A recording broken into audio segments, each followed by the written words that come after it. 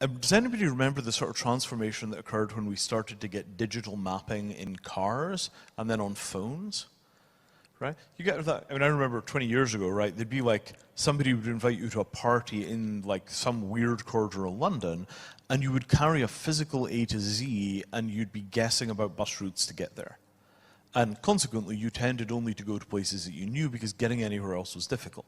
Then came the maps, then came Uber, and now at this point, you know, as long as you know roughly how far away some place is, generally speaking, you never wonder about where it is. The robots know that for you.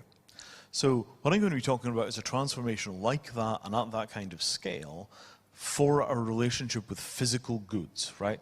You know, the microphone clicker, the shoe, the bicycle, the car, the house.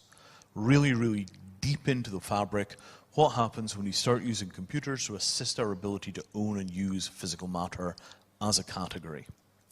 So, has anybody seen these videos of the places in Africa where the container loads of used clothes wind up after they've fallen out the back end of the charity shops? And about half of it is just winding up in these enormous, gigantic hills of clothing. That's not happening because nobody wants to wear those clothes. It's happening because the people in that specific city don't want to wear those clothes.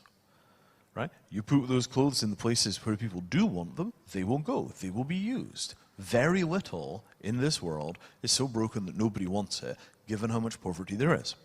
What we have is a routing problem, and for this we need an ontology of things, and we need an ontology of needs, and we need some way of matching.